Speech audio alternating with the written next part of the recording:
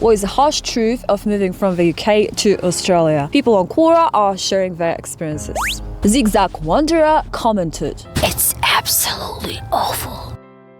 I had to move from luxurious ex-council house with a postage stamp garden an hour from London to a horrible detached house with a large garden and swimming pool 20 minutes from Sydney. The trains were only a third of the price. I was forced to buy things like lamb and steak that I wasn't able to afford in UK. The weather was almost unbearable, being warm and pleasant all the time and never getting much below 10 degrees Celsius in winter.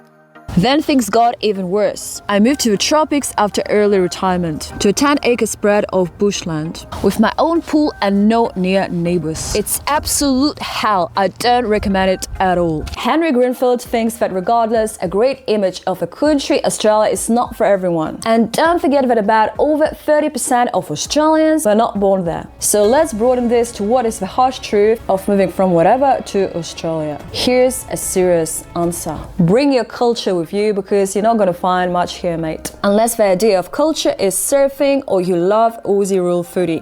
Fun with the beer. Everything else is not unique culturally in Australia. And Aussie culture of shrimp on the barbie gets pretty tiring pretty quick. Why do you think Aussies are the world's biggest travelers? Because they miss cultures. You can have all the local stuff you want here, but when you start looking for real Italian food and real art, I meant not a traveling show of a few pieces, and please don't talk about whatever art produced in Australia. Indigenous is unique, but it is enough to say you don't miss 50,000 years of art and artifacts and sculptures around the world.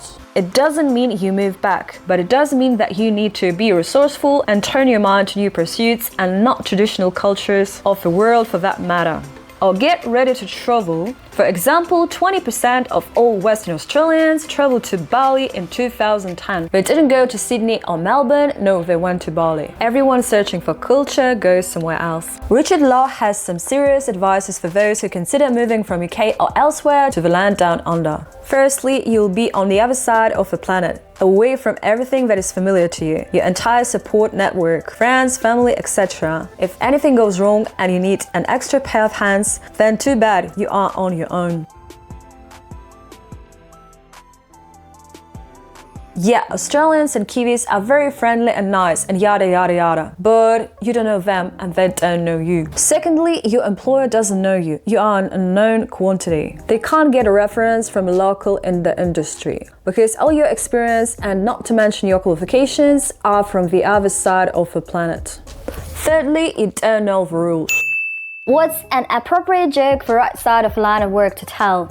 I was going to get you bent. You're going to have to work it all out by trial and error. And that extends to the whole day-to-day survival thing as well. Well, that's your own bloody fault for not knowing you need to keep the screen door closed and empty the bin each and every night. And finally, you'll never ever fully fit in. According to Michael Patterson, You didn't grow up here supporting their teams. You didn't grow up sharing their historical milestones. You're not one of them. You'll never pass the cricket test. That's hard and lonely time. That's a harsh truth.